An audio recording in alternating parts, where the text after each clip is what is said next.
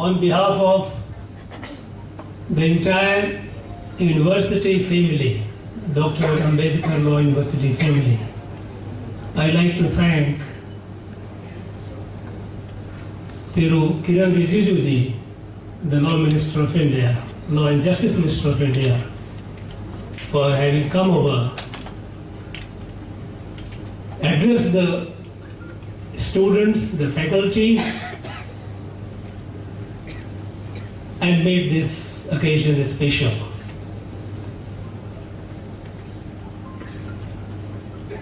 Kiran Rijijuji is a young and dynamic leader. He has been an icon for the youth, and he has played significant role. Very silently he plays, like an efficient worker in the team of Prime Minister Modi ji. As in the Ministry of Home, he did excellent work, including providing needed facilities and support to the Tamil refugees here in Tamil Nadu. As a Minister of Sports and Youth Affairs, he laid the foundation which gave us for the first time in the Olympic, the largest number of medals that ever the country has got. And as a law minister, he has been working tirelessly to improve the justice delivery system to make it accessible to the common man. Some of the measures that he has explained are quite revolutionary. It will hugely reduce the distance between the common man and the justice delivery system. His love for the Tamil language, or the regional languages in which he wishes that the justice should be accessible to the people and should be delivered, it echoes our Honorable Prime Minister, who has enormous love for Tamil language. We know that how much he has been doing for a spread of the Tamil language and the wisdom, the knowledge which are there present in our text. Recently in Kashi Tamil Sangamam, he released more than 13 Indian languages, the translation of Tirukural. The wisdom of the great sages must reach the whole country. Country must benefit from the light of Tirukural, and that's what he did recently. Of course, we all know that he has set up a chair at Banaras Hindu University for promotion and propagation of Tamil language, Subramaniam Bharati chair.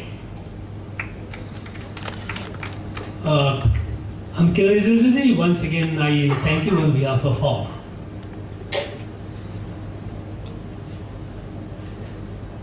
The law graduates, it is your day. You have achieved it with your determination, with your hard work. It's a day of joy for you. In this success, your parents and your teachers, the faculty members of the university, they have played very crucial role. Remember and be humble and grateful to both. You are entering the legal profession. Now you have got your degree. You are competent to enter the legal profession, and you will be carrying on with your further journey in life. I wish you all the very best. Being in the legal profession, law graduate, you must realize you are special. Invariably, since the time immemorial, the bright students, bright young men and women have been coming to the law profession. And your profession is such where you keep looking at issues from different perspectives, interpreting, reinterpreting. So intellectual churning is dynamic and it keeps sharpening your intellect. Being and intellectually endowed, and among the best and the brightest in the country, you have a special responsibility. The country has a lot of expectations from you. You will be doing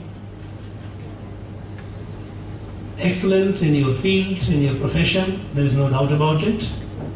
You are young. Your perspective to the changes that is happening around the world, in the country and the world, would be far more sharper than many of your seniors. You would be far more adept to adapting the digital technology. We are in a digital age. And our Honorable Law Minister mentioned about how greater application is going to be. How this can make the justice delivery system far more efficient and available to the common man. And we must all remember that if fair and a speedy justice system is the core, is the bedrock of any civilized society. People's trust in the system, people's trust in the law of the land, it all depends on the persons, those who are in the legal profession, how efficiently you do your work. And I'm sure you will be doing it to the service to the nation with your commitment. From time to time, even we have seen during our independence struggle, the people from the law profession have played a very significant role. Your role is not only to just be an efficient instrument of justice delivery system, but you are also expected to guide the society from time to time.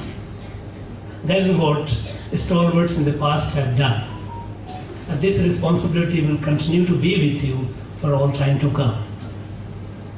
We know that our country is resurging under the leadership of our Prime Minister, a very bold, dynamic and visionary Prime Minister.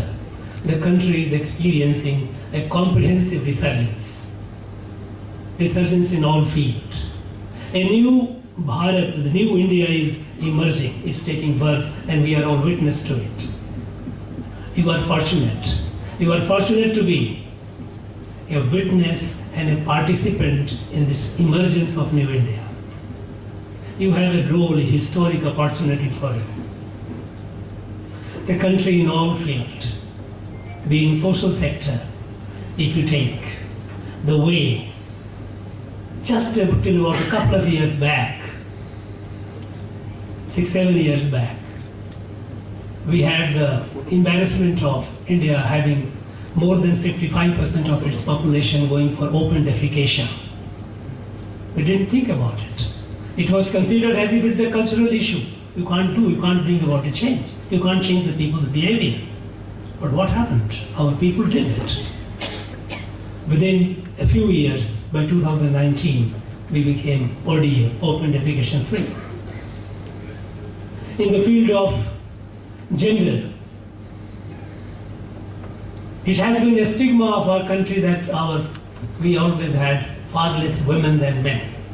The gender imbalance, except a few states like Kerala and all, by and large, it has been male having far more than the female. And today, though the result of the latest census is yet to be formally out, the sample surveys indicate that we have corrected the long stigmatic imbalance, and today it appears that perhaps when the final figure comes, we have more number of women than the men. This is incredible.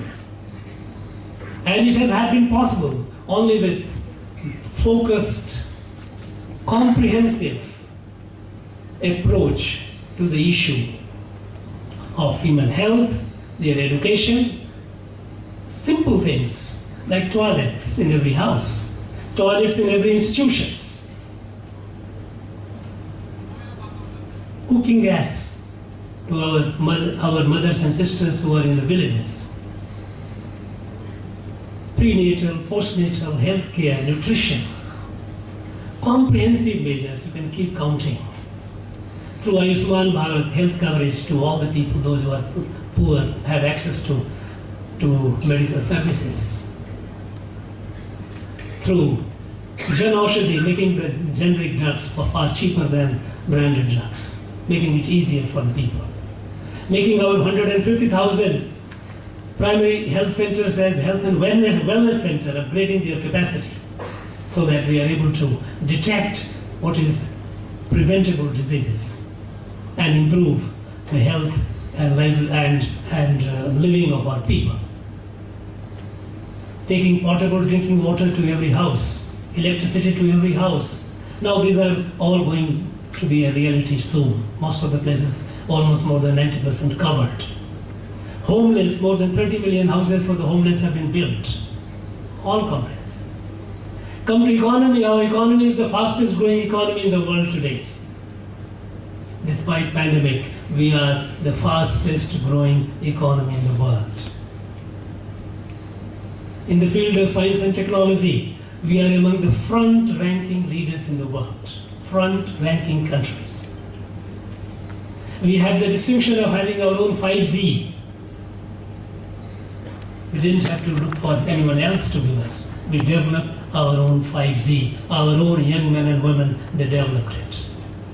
In the field of space, we are again among the top few.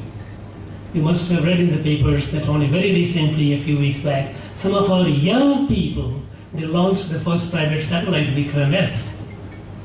And right here in IIT Madras, our young men are doing wonderful things, Agnikul, Agniban. They are building launch vehicles for satellites of different weight, different capacity to be launched, and the world is looking towards them because they are providing this facility at a far more economic cost than what is available today. In the field of defense, we had the dubious distinction of being the largest arm purchaser in the country. A country cannot be secure and safe with something which is purchased, where defense is purchased from others. We didn't have a worthwhile defense industrial complex. Today, we are emerging as defense exporter. We have already exported more than 1,500 crores worth of defense to other countries. On the international, in the field of the climate change, when the whole world is facing the looming climate crisis, it is this country, our country, which has shown the way, and very, very decisively. We have moved on to the journey of carbon-free, zero-carbon energy. Our thrust towards the renewable energy is unparalleled in the world. In 2015, when the Prime Minister launched this International Solar Alliance, many people were skeptical. It was an innovative idea that, look, sun has so much of energy. Why can't, and it is inexhaustible, absolutely clean. Why can't we tap into that? Why can't we harness that? Then 2015 November, when the Prime Minister launched it, there were many skeptics. Today, we have more than 123 countries who are members of this. We are achieving incredible targets in clean energy. The latest one is by 2030, we have to generate 500 gigawatt of clean energy. And this country alone, which has set the target by 2070, we will have a zero carbon emission. These bold decisions taken by the bold leader is being fulfilled by the people of this country. Because the fundamental change that has happened from the previous time is that you have a leader, national leader, who believes that government alone cannot bring the change. Government is too small. People of this country, about 1.4 billion people, they are tapping into their energy, their creativity. And that is what he called Jan Bhagidari, the people's participation. Any scheme of the government has to be with the cooperation and support of the people. And it is a result of this that our young men and women are doing incredible things. Till 6-7 years ago, we had less than 500 startups. Today we have over 80,000 startups. And more than 120 of them are unicorn. You know what it is, more than $1 billion cost. Now these things were unimaginable. And look what happened yesterday. G20 presidency. it has come to India. You know what G20 is. This constitutes of the countries of the world, all the who is who country of the world, be it America, Canada, Europe, Russia, China, all these. They constitute about 85% of the world GDP. Now India is providing the leadership with a vision. The vision is that the world is a family.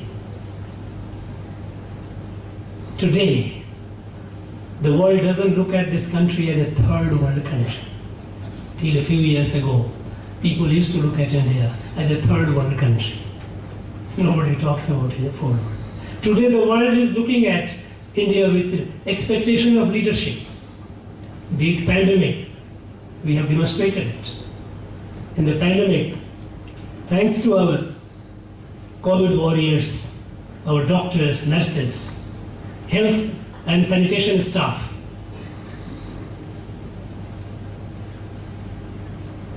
we did not suffer the kind of prediction which was made by many of the doomsayers.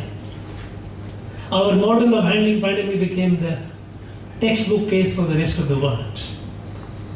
Thanks to our scientists who invented the vaccine in a record time.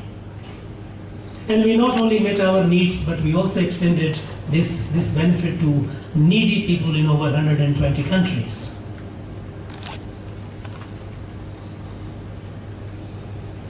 World looks at this country with expectation to find answer to the global crisis. Even when the Russia-Ukraine war happens, there is general expectations that I think India can play a very significant role. So this change in the mindset of the world, the outlook of the world towards India, is because of our resurgence, our inherent confidence, and the strength of our people, 1.4 billion people. This positive, the positive force, our collective positive force is absolutely revolutionary, bringing about revolutionary transformation. Now, at this point of time, when we are entered the Amrit Kaal, now we have a sense of time. Progress has been happening, but now the progress, development has to happen with a certain sense of urgency. By 2047, when the country would be celebrating the centenary of its independence, the country must be where its destiny lies, the leader of the world. And this will be possible for you people, young graduates today, because in 2047, all of you would be at the helm of affairs, wherever you are. And each one of you will ask a question to yourself, how much you have contributed towards it. In your professional career, you rise. You rise with a sense somewhere that your rise is for the good of the nation. And if you rise with this sense, the country progresses, country benefits. You don't have to do anything more than that. You have to keep that sense. And when the country is rising, there are forces outside and within who would like to disturb it. They are not very comfortable with this rise of this country.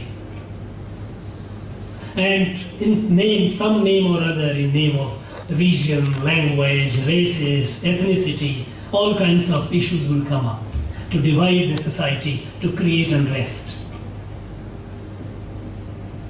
We have to be very, very careful about it. We have a national leader who looks at the country as a family, as a kutumbam. And this is what Bharat was. Bharat has been. You are all law student of Constitution of India. The Article 1 of the Constitution, it says, India, that is Bharat. Now, India has been introduced in the Constitution through Bharat. And it is the question that we need to ask is, do we understand Bharat? I have yet to see a commentary on the Constitution of India, and which I have been pursuing, I have been trying to look for, which has not been much talked about. What is Bharat? How Bharat came into being? Bharat did not come into being in 1947 or with the coming of the Constitution of India. The Constitution of India itself says India, that is Bharat. Bharat is a several thousand years old civilizational evolution, cultural and civilizational evolution. We have to understand that. This is how our ancient literature, any language, any regional language literature, including Tamil literature, mentions this country. This is Bharat with our Mahakavi Bhartiyar also sang song about, when he said, this country with multiple languages has one soul. Bharat Mata has one soul. Understand. Let us try. Let us try to understand this country. It has not been much talked about. Today, some people out of their ignorance, they ask questions, what are you talking about? You cannot, because understanding Bharat from the Western notion of a state is not possible. Western countries were created out of force. Be it all the European countries have been created out of force. Some strong man, a strong ruler has captured a territory, consolidated it, and created, then came the country. This is how America has been created. This is how Canada has been created. This is how Australia has been created. Bharat, there was no Bahubali. Bharat was not something that one ruler who ruled over the entire country. It was created several thousand years ago through a process, evolutionary process. And that is how, and in that evolutionary process, this place, Tamil Nadu has played a very, very significant role. Right from the ancient times, very, very ancient times. Much of the light to the rest of the country and the rest of the world has gone from this very land. Today we all know that in China, we have the largest number of Buddhist population. But Buddhism went to China from this land. In about 4th century, a Pallava prince from here went to Nalanda, studied, became an acharya. He was named Bodhidharma. He taught there at the world famous Nalanda University. He came back through sea route. He went to China. Chinese emperor, he was impressed with him and he allowed him, he gave him the place at Shaolin. Many of you must have seen in the film the Shaolin Monastery, and which is known for its martial art and all. He took the martial art to China from here. It was this land. The light of Buddhism went to China and many other countries from this land. From time to time, whenever there has been a crisis in any part of the country, saints and sages from this land have appeared and they have tried to address it. Be it 12th century Ramanujacharya, who went all over the country and he tried to spread the message of universal bhakti and universal brotherhood. A person who was a great social reformer, he challenged the barriers of social discrimination. More than about 350 years back, Kumar Gurbar, from here he went to Kashi. The Kashi has been so close to the heart of these people. So close that when the 12th century, round about the time when just before Rama